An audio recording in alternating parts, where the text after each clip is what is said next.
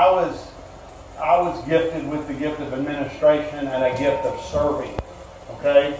But that gift and that administration has to come under the lordship of Jesus Christ. Because I'm just going to be serving for my own gain. Serving for my own benefit. Does that make sense? So, and that's what servants must do. And you've heard before, you've got to go down before you go up. And of course, the great thing about servanthood is you have to die to serve. You serve your wife, your children, your brothers and sisters. You have to die. Okay? And it can't be calculated servanthood. It's got to be from the heart and by the Spirit that you serve one another. Amen. With pureness. Okay? Recently we did a party. Now I've had the opportunity to serve presidents of the United States. Can you believe that? And not because I'm wonderful and great. It was part of the journey. Amen. You know what I'm saying?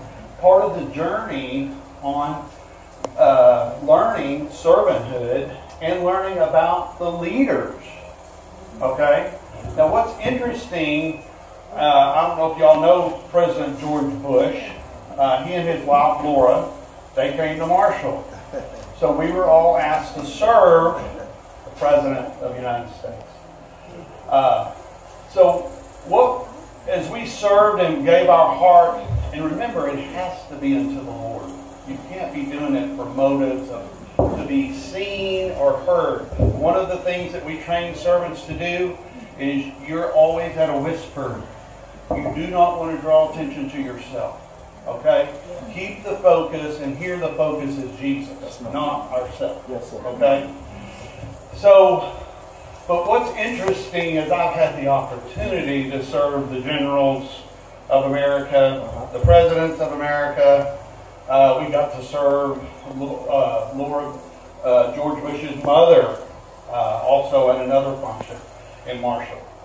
But the interesting thing about it is what the Lord had showed me is the leader must become the servant of all. Amen. Now what's interesting about George Bush, okay, is after the event, now I'm a kitchen person.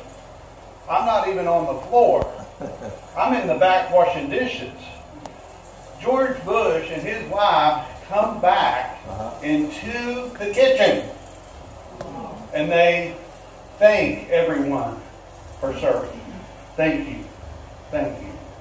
Thank you. And we honor you for serving us today.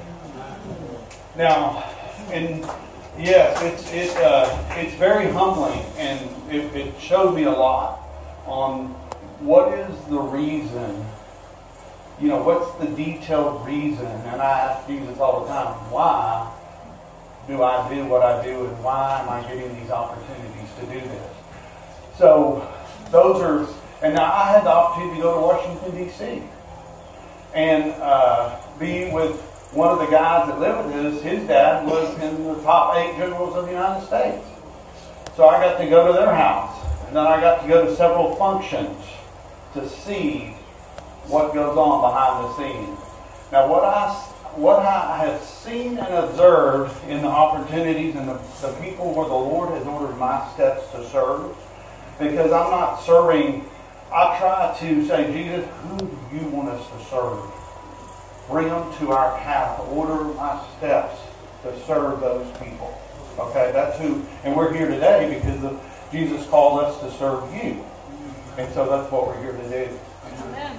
But one of the interesting things, what I found behind the scenes with some of the top people in the United States is they're prayer warriors, they're servants, and they're godly people. And of course, Martha had the opportunity to meet one of our senators and congressmen from America, and it's a godly man. It's a godly man. And we want to support him in serving him in prayers and whatever we can do practically to help him. So that's some of the journeys that I've been on.